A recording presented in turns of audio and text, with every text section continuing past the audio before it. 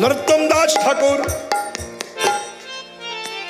তিনি সংসার জগতে প্রবেশ করেননি বটে, আছে, কিন্তু কলিকালের অনাচারী, অত্যাচারী, ব্যভিচারী, দুরাচারী, পাপাচারী, কৃষ্ণ ভোলা বহির্মুখী জীব এদের দুর্দশা দর্শন করে ভাবা বেগে হৃদয় নিংড়িয়ে এই পদগুলো গেয়েছিলেন। কলির মানুষ বড় দুঃখী গো, হয়তো বড় ঐশ্বর্য আছে, টাকা পয়সা আছে, কিন্তু দুঃখী। প্রত্যেকটা সংসারে কান পাতলে শোনা যায় অশান্তির আগুন জ্বলছে।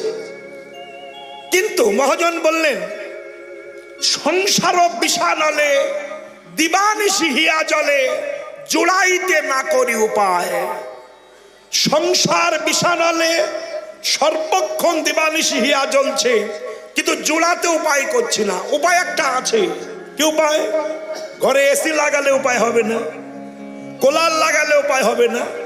তবে কি উপায়ে এই কলিহত জীব সংসার জ্বালা থেকে নির্বাপিত হবে? রাস্তা দিয়েছেন মহাজন। কি সেটা?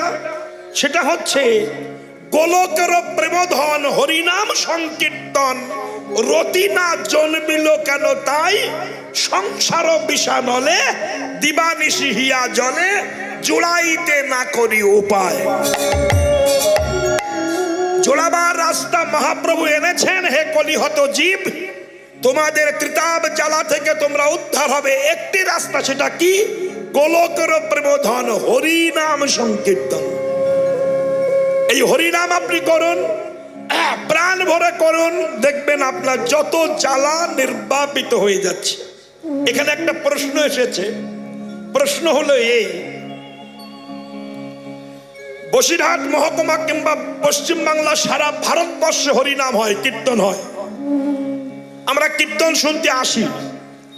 কার কীর্তন শুনি এটা কিন্তু বলতে পারবো না। খিচুড়ি কীর্তন শুনি। তা কীর্তন শুনতে আসা হয় কেন? না ভগবানের নাম শুনি।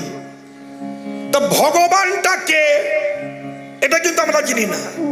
আমরা হিন্দু সনাতন জাতি বটে, কিন্তু গৌর জানি, নিতাই জানি, কৃষ্ণ জানি, রাম জানি, নারায়ণ জানি, অনুকূল ঠাকুর জানি, রামকৃষ্ণ দেব জানি, হরিচাঁদ ঠাকুর জানি, কিন্তু ভগবানকে এটাই জানাবার জন্যে ভগবান কৃষ্ণ গৌর হয়ে নবদ্বীপ এসেছিলেন। আজ আমাদের জানার বিষয়, হিন্দু সনাতন ধর্ম আজ দিন দিন অধপতন হয়ে যাচ্ছে। কারণ বহু ভগবানের আবির্ভাব। ভগবানে ভগবানে ফাউল লেগে দু চারটে ভগবান মরেও যাচ্ছে। রাধে রাধে। এত রেডিমেড ভগবান হিন্দু ধর্মে তৈরি হয়েছে। এই জন্য ভগবানকে, ভগবান কাকে বলা হয়, ভগবান ডেফিনিশন কি, ভগবানের সংজ্ঞা কি, এটা আজ একটু আমরা জানবো। আজকে 4 দিন কীর্তন শেষ। ভালো ভালো দলের কীর্তন শুনেছেন, ভগবানের নাম শুনেছেন, কিন্তু ভগবানকে সেটাই শুনেননি। আমরা কাকে মানবো, কার কাছে যাব? এত দেব দেবী আমাদের হিন্দু সমাজে, তা কার কাছে গেলে আমার জ্বালা জুড়াবে? এই জন্য মহাপ্রভু এসেছেন গোলকের প্রেমধন হরি নাম সংকীর্তন। অন্য কোনো নাম নয়, হরি। এই হরিটাকে ভগবান শ্রীকৃষ্ণ। তাহলে ভগবান কাকে বলা হয় একটুখানি শুনি, আস্বাদন করুন আপনারা। বসিরহাটের মানুষ তো শিক্ষিত মানুষ, শিক্ষিত বাবারা, শিক্ষিতা মায়েরা বসে আছেন। আমি এই জন্য একটু বলতে চাইছি, ছোট্ট করে বলবো, ভগবান কাকে বলা হয়। বলছেন ব্যাকরণগত অর্থের মধ্যে আসছি। অকারান্ত শব্দ আর ইকারান্ত শব্দ, খুব বেশ মন দিয়ে শুনবেন। অকারান্ত শব্দ যদি কোথাও দাঁড়ায় তবে হয় বান, আর ইকারান্ত শব্দ যদি কোথাও দাঁড়ায় তবে হয় মান। যেমন গুণ, অকারান্ত শব্দ গুণবান। ধন, অকারান্ত শব্দ ধনবান। শক্তি, ইকারান্ত শব্দ শক্তিবান হবে না, শক্তিমান হবে। কেন? একটি হচ্ছে বতুত প্রত্যয় অক্ষর, আর একটি হচ্ছে মতুত প্রত্যয় অক্ষর। তাহলে গুণের বতুত প্রত্যয় করলে হয় গুণবান, ধনের বতুত প্রত্যয় করলে হয় ধনবান, শক্তির মতুত প্রত্যয় করলে হয় শক্তিমান, তেমনি ভগের বতুত প্রত্যয় করলে হয় ভগবান। তাহলে গুণ যার আছে তিনি গুণবান, ধন যার আছে তিনি ধনবান, শক্তি যার আছে তিনি শক্তিমান, তেমনি ভগ যার আছে তিনি ভগবান। তাহলে ভগ শব্দের অর্থ কি? শ্রীমদ্ ভাগবত বলছেন ষড়ৈশ্বর্যস্য সমাব্রস্য বীরযস্য যশস্য শ্রিয় জ্ঞান বৈরাগ্য চেতি সঙ্গেন ভগ ইতিং গণা। বলছেন ষড়ৈশ্বর্য পূর্ণবান তাকে বলা হয় ভগবান। কি কি ষড়ৈশ্বর্য? ঐশ্বর্য, বীর্য, যশ, শ্রী, জ্ঞান, বৈরাগ্য, এই ছোট যার মধ্যে আছেন তিনি হলেন ভগবান, ব্যতিরিক্ত ভগবান নয়। তাহলে কৃষ্ণ যে সুনিশ্চিত ভগবান আর বিন্দু মাত্র সন্দেহ রইল না। কেন? ব্রহ্ম সংহিতায় লিখেছেন ঈশ্বর পরম কৃষ্ণ সচ্চিদানন্দ বিগ্রহ অনাদিরাদি গোবিন্দ যিনি সর্বকারণের কারণ।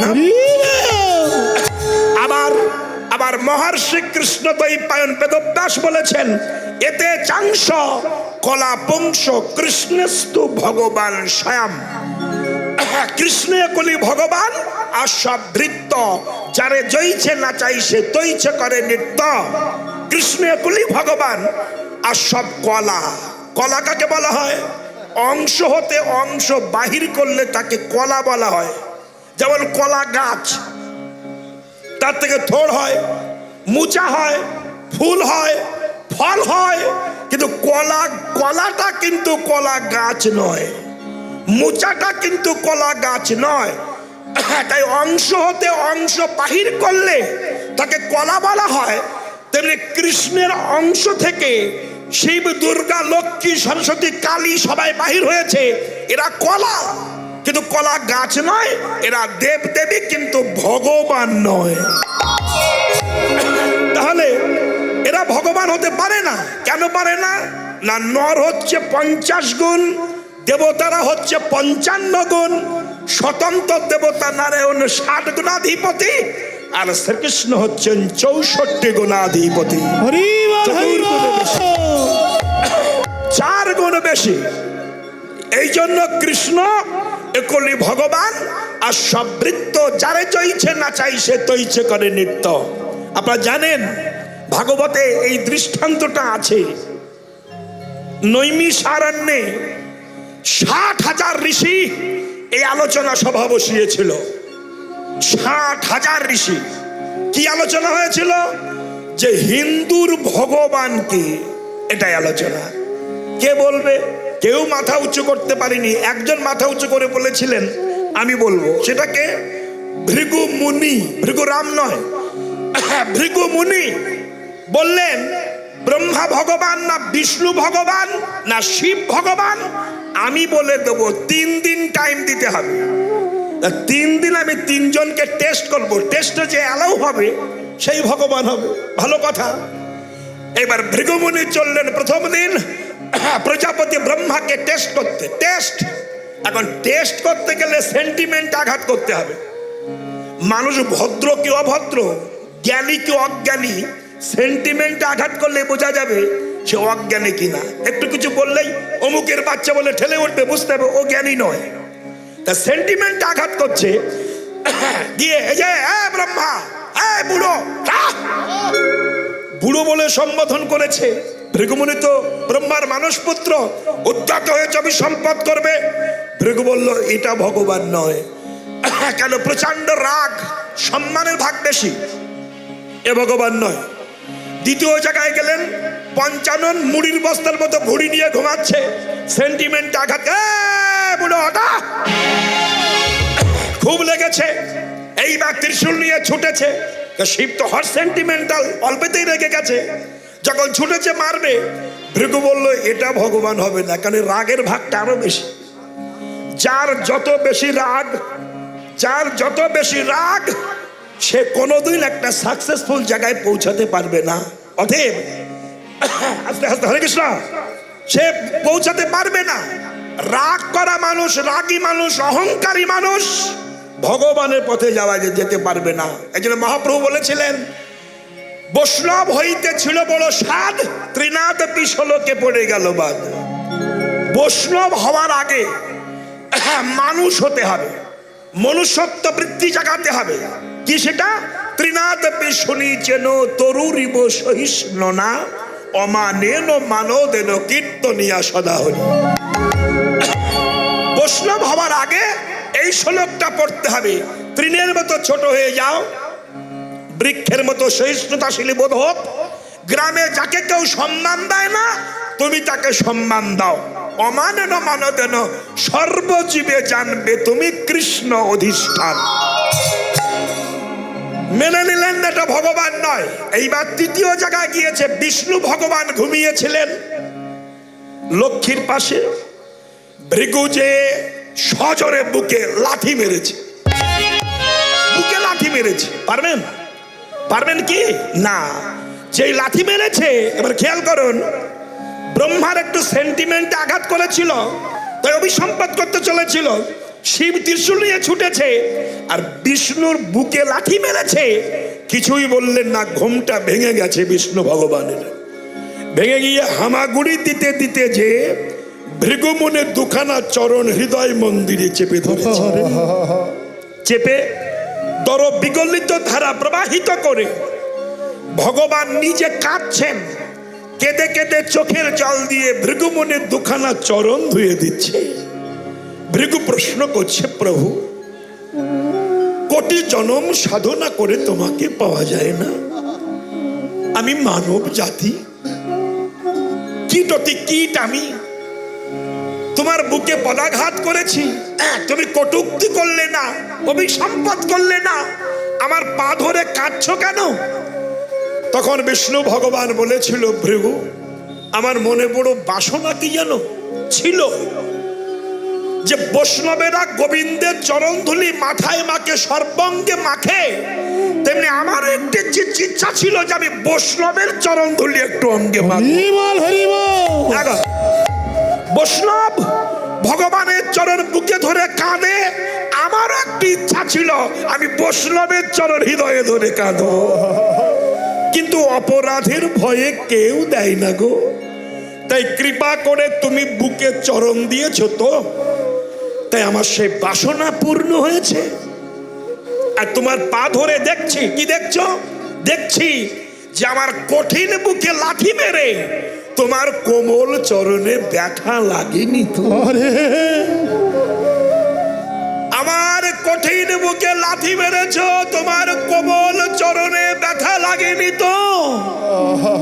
ভৃগু আছাড় খেয়ে চরণে পড়ে বলছে, প্রভু, আমি শুধু পরীক্ষা করতে এসেছিলাম। হিন্দু ধর্মে অনেক ভগবান, কিন্তু সনাতন ধর্মের মানুষ কোথায় যাবে? তাই আজ নির্ণয় করে দিলাম, হে জগতের জীব, যদি তোমরা কৃষ্ণের কাছে যেতে চাও, যদি মানব জীবনকে সাকসেসফুল করতে চাও, ভজনশীল করতে চাও, ভবনদী পার হতে চাও, তার কাছে যেও না।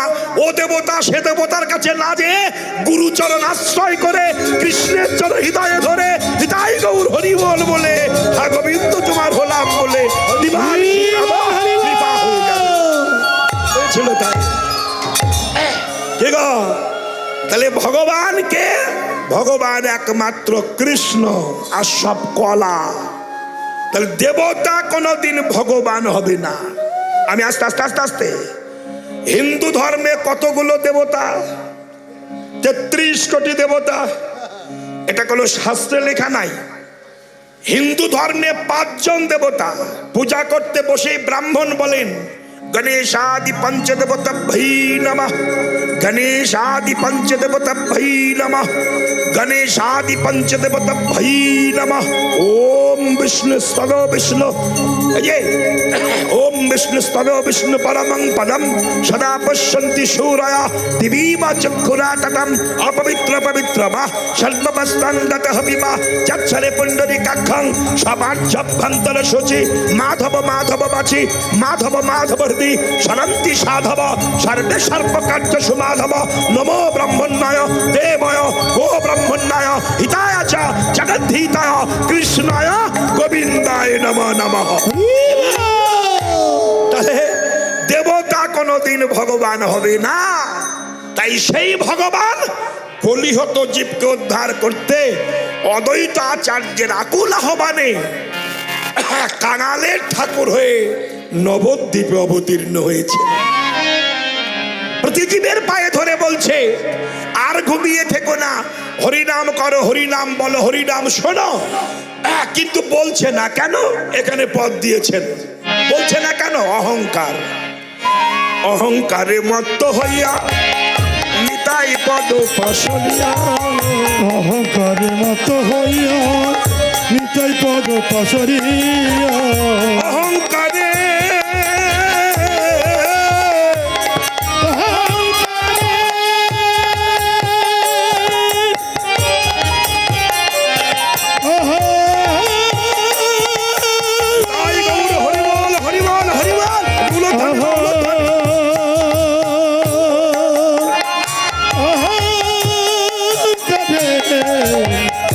অহংকারে মত হইয়া নিতাই পদ পাশরিয়া, আমরা অসত্যকে অসত্যকে সত্য করি মান, অগয় অসত্যকে সত পরিমাণে কবে নিতাইয়ের করুণা হবে, আর ব্রজে রাধা কৃষ্ণ পাবে। রুনা হবে, আরে ব্রজে রাধা কৃষ্ণ পাবে। আমার নিতাইয়ের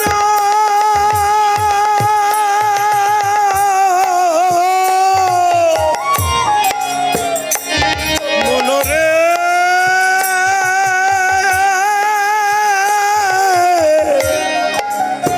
মনরে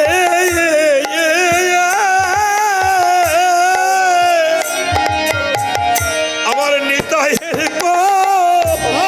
করুণা হবে, কবে ব্রজে রাধা কৃষ্ণ পাবে।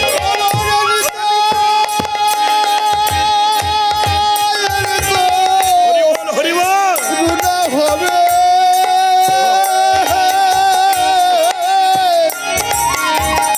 আহা ব্রজে রাধা কৃষ্ণ পাবে। ধরণী করে চরণ দুখানি, ধরণী তায়ে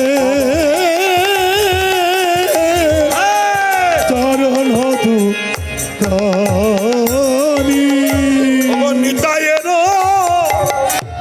চরণ সত্য আছে, ওগো তাহার সে বক নিত্য আমার নিতায়ের চরণ সত্য, আবার তাহার সে বক নিত্য, ওগো নিতাই পদ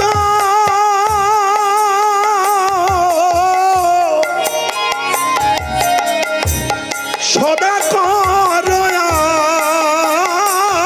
আস, আমার নরোত্তম বড় দুঃখী, নিতাই মোরে কর সুখী। আমার নরোত্তম বড় দুঃখে নিতাই মোরে কর সুখে, রাখো রাঙা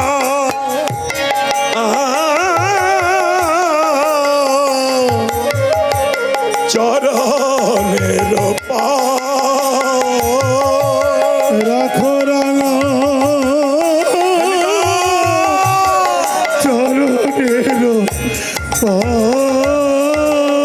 আমার চরণ ছাড়া করোনায় চরণ ছাড়া করোনা হে, আমার ওই চরণে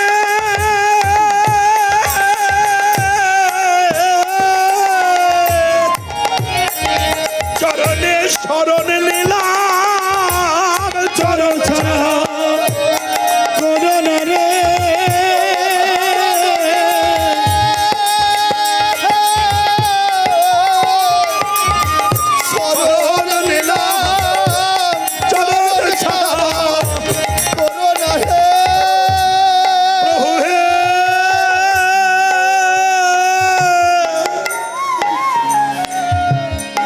আমার আর কেহ নাই হে কেহ নই রে প্রভু তোমার চরণ বিনা আর কেহ নাই।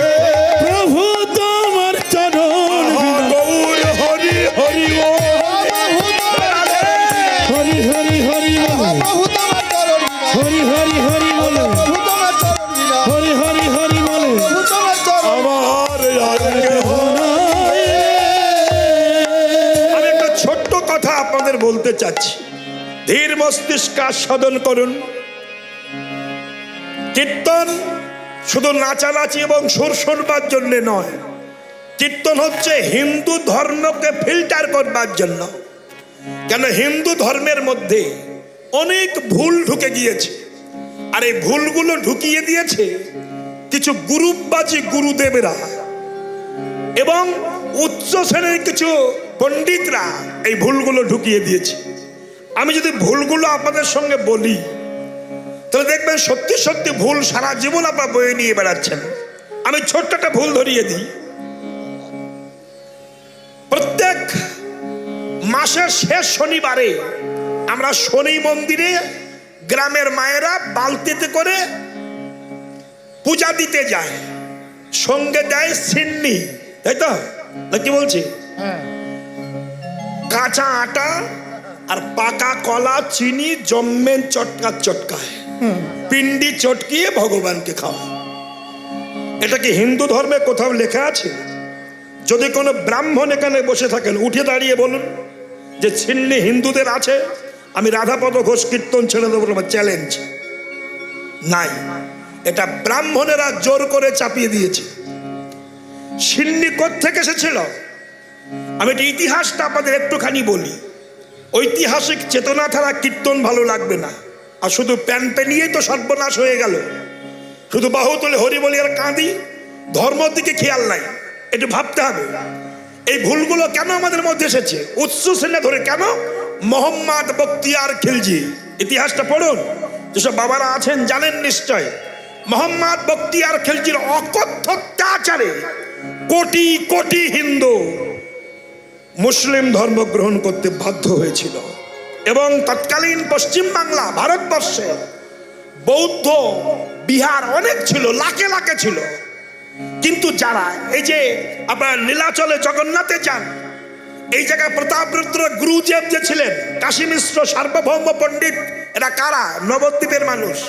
চলে গিয়েছিল কবে? ওই মোহাম্মদ বখতিয়ার খিলজির অত্যাচারে। খুব মন দিয়ে শুনবেন। এইবার যারা চলে গেল, যারা ধর্ম ত্যাগ করলো, যারা প্রাণে মরে গেল, কিন্তু যারা প্রকৃত হিন্দু ধর্মকে রক্ষা করতে চেয়েছিল তারা বলেছিল মোহাম্মদ বখতিয়ার খিলজিকে যে আমরা আমাদের ধর্মে থেকে আপনার ধর্ম অনুসরণ করে চলব। কি করব না, আমরা আজ থেকে ঘরে ঘরে 70 সিন্নি দেব। এই সিন্নিটা হচ্ছে আরবি ভাষা, এটা সংস্কৃত নয়। এই সিন্নি এখনো মুসলমান ভাইদের বাড়ি হয়, যাকে 70 সিন্নি বলা হয়। এই ঘরে ঘরে সিন্নি আরম্ভ হয়ে গেল। ব্যাস চলছে সিন্নি দোয়া দিবি। এইবার যখন হিন্দু মেজরিটি বেড়ে গেল, তখন বললো আমরা সিন্নি ফিন্নি দেব না। ব্রাহ্মণদের বলা হলো তাহলে সিন্নি কি হবে? ব্রাহ্মণেরা বলল যদি সিন্নি উঠে যায় একটা ইনকাম নষ্ট হয়ে যাবে। তাহলে আজ থেকে আর ওই 70 সিন্নি হবে না, আজ থেকে নাম হবে সত্য নারায়ণের সিন্নি। সম্পূর্ণ মিথ্যা কথা, ভাওতাবাজি। এই ভাওতাবাজি করে ধর্মটাকে ধ্বংস করে দিচ্ছে উচ্চ শ্রেণীর মানুষগুলো। আমি সেটা বলবো, এই একটা প্রচন্ড ভুল আমরা বহন করে চলছি। এখনো ঘরে ঘরে সিন্নি দিচ্ছেন, এখনো বালতি নিয়ে মায়েরা ছুটছেন সিন্নি দেবে, ওই কাঁচা শ্রাদ্ধ পিণ্ডি ভগবানকে গেলাবে। ভুল। আবার বলি শুনুন, মানুষ মরে গেলে হিন্দু ধর্মে মুখাগ্নি করা হয়, এটাও ব্রাহ্মণদের কথা। আমি রাধাপদ ঘোষ বলছি, কোন শাস্ত্রে দেখাতে পারেন যে মৃত্যুর পরে মুখাগ্নি করা হয়? আমি কীর্তন ছেড়ে দেবো। হিন্দু ধর্মে মুখাগ্নি নাই, এটা ভুল। এর নাম হলো অগ্নিমুখ। অগ্নিমুখ মানে কি? মানে ছেলে আগুন ধরিয়ে কাঠে চিতাকে প্রদক্ষিণ করবে, আর অগ্নিমুখ মানে ব্রহ্মা, ব্রহ্মার আগুনের মুখ, হতাশন ব্রহ্মা। এই ব্রহ্মাকে ছেলে কেঁদে কেঁদে বলবে, হে ব্রহ্মা, হে অগ্নিমুখ, ওই আগুন নিয়ে পাক দেবে আর বলবে, হে অগ্নিমুখ ব্রহ্মা, আমার পিতা কিংবা মাতা জানা অজানায় অনেক পাপ করেছে, তুমি তো অগ্নিদেব ব্রহ্মা, আমি তার ছেলে, আত্মার বহির্প্রকাশ আত্মজ, আমি সন্তান হয়ে তোমার কাছে করুণা ভিক্ষা চাইছি। আমার মা বাবা যদি কোনো অন্যায় করে থাকে, তোমার আগুনের দ্বারা আমার বাবা মায়ের পাপকে পূর্ণ করে পুড়িয়ে ছাই করে দিয়ে আবার কৃষ্ণ ভক্ত করে নিতাই গৌর হরিবোল করে পৃথিবীতে জন্ম দিও। হ্যাঁ, একে বলা হয় অগ্নিমুখ, মুখাগ্নি না। আরো কত ভুল আপনাদের বলবো। এখন বিয়ে বাড়িতে দেখবেন প্যান্ডেল হলে তার সামনে একটা প্রজাপতি দেওয়া হয়, দেওয়া হয় না প্রজাপতি? হ্যাঁ, কার্ডের মধ্যে প্রজাপতি দেন না? কোথায় লেখা আছে? ওই ব্রাহ্মণদের আমাকে ডেকে আনুন তো, কোন জায়গায় লেখা আছে প্রজাপতি দিতে হবে? পোকা, বনের পোকা এনে না। এই প্রজাপতি মানে কি? তো মানেটাই বোঝে না, সমস্যা তো এখানে। প্রজাপতি মানে ব্রহ্মা, ব্রহ্মার আর এক নাম হচ্ছে প্রজাপতি। এই ব্রহ্মা ভগবান কৃষ্ণ এবং রাধাকে নিকুঞ্জ কাননে বিবাহ দিয়েছিলেন, পৌরোহিত্য করেছিলেন। তাই ব্রহ্মাকে কন্যা কিংবা পুত্রের বাবা কার্ডে ব্রহ্মার মূর্তি এঁকে দেবে। তার মানে প্রজাপতি ব্রহ্মার মূর্তি এঁকে দিয়ে বলবে, হে ব্রহ্মদেব, তুমি যেমন রাধা গোবিন্দের বিবাহ দিয়ে পৃথিবীর মাঝখানে একজন ভালো পৌরোহিত্যের নাম করেছ, তেমনি আমার পুত্র কিংবা আমার কন্যার দাম্পত্য জীবনকে সুখী করবার জন্য হে প্রজাপতি ব্রহ্মা, তুমি তাদেরকে আশীর্বাদ করো। তাইতে প্রজাপতির ব্রহ্মার মূর্তি দেওয়া হয়। আর আমরা বাগানের প্রজাপতি ধরে এনে তুলে দিই প্রজাপতি বিয়ে। সম্পূর্ণ ভুল। এই ভুলগুলো যদি বলে যায় সারাদিন বলবো, শেষ হবে না। তাই কীর্তন করতে আসার কারণ হলো আমার বড় ভালো লেগেছে একটাই, আমি এখান থেকে 5-6 বছর আগে রামেশ্বরপুর কিংবা টাকিতে থাকাকালীন শুনেছিলাম যে এই ছেলেটি লালটু ঘোষবাড়ি বিরাট দুর্গা পূজা হচ্ছে। আমি সেদিন আমার বড় ভালো লেগেছিল যে পয়সা হলে মানুষ পশু হয়ে যায়, পয়সা হলে কুকুর কিনে পোষে, পয়সা হলে 3X ব্র্যান্ডের রাম মাংস হুড়ুহুড়ি হয়। কিন্তু লালটু ছেলেটি ছোট্ট বাচ্চা ছেলে, সে যে ছোটবেলা পয়সা ইনকাম করে ভগবানের পথে ব্যয় করছে, কীর্তন দিচ্ছে, হরিনাম দিচ্ছে, হরিবাসর করছে, সাধুগুরু বৈষ্ণবের সেবা দিচ্ছে, সে পয়সায় পশু হয়নি, পয়সায় মনোবৃত্তি জেগে উঠেছে, বৈষ্ণব সেবা দিচ্ছে। এটাই বড় আমার আনন্দ ছিল। আমি জেনেছিলাম আজ 3-4 বছর ধরে এই ঘোষবাড়িতে আমার সঙ্গে যোগাযোগ করছে, কিন্তু আমি ডেট দিতে পারি না। ভাগ্য চক্করে এই ডেটটা পিছিয়ে এসেছে। আমি ডেটটা দিয়েছিলাম যে এই ডেটে হবে। তার জন্য আমি আপনাদের চরণে নিবেদন জানাই, অনেক ঝড় বৃষ্টি হয়ে গেল, আপনারা এসেছেন, এটাও আমার সৌভাগ্য। বসিরহাট মহকুমার মধ্যে আমার কীর্তন হয় না, আমি গাইতে পারি না, অনেক সমস্যা আছে। যাই হোক, তো সেই বিষয়ে আমি কীর্তন করি, পালা জানি, তাল জানি, সুর জানি, কিন্তু করি না। কেন করি না? কীর্তন করে করে, কীর্তন শুনে শুনে সমাজটা নষ্ট হয়ে গেছে। শুধু বলে রাধা কৃষ্ণ প্রেম করলো, আমরা করব না কেন? এই সর্বনাশটা দেশে বেশি হচ্ছে। তা আমি কীর্তনিয়াদের বলবো, যারা রাধা কৃষ্ণ প্রেম আলোচনা করছেন, আগে আলোচনা করুন প্রেম কাকে বলা হয়, প্রেমের সংজ্ঞা কি, প্রেমের ডেফিনিশন কি, প্রেম কোত্থেকে জন্ম হয়েছিল, এগুলো কিন্তু আমরা জানি না। আমরা জানি একটা ছেলে একটা মেয়ের দিকে তাকিয়ে হাসলে তাকে প্রেম বলা হয়। চৈতন্য চরিতামৃতে কৃষ্ণ দাস কবিরাজ গোস্বামী পাদ সেটা বলছেন না। এই প্রেম কাকে বলা হয়? আত্মেন্দ্রিয় প্রতিবাঞ্ছাকে বলা হয় কাম, আর কৃষ্ণেন্দ্রিয় প্রতিবাঞ্ছা ধরে প্রেম নাম। অত সস্তা? ছেলে মেয়ের মিলনে বলা হয় কাম, আর কৃষ্ণের জন্য যেটা করা হয় সেটা হলো প্রেম। আকাশ পাতাল ডিফারেন্স। আত্মেন্দ্রিয় প্রতিবাঞ্ছা একে বলা হয় কাম, কৃষ্ণেন্দ্রিয় প্রতিবাঞ্ছা ধরে প্রেম নাম।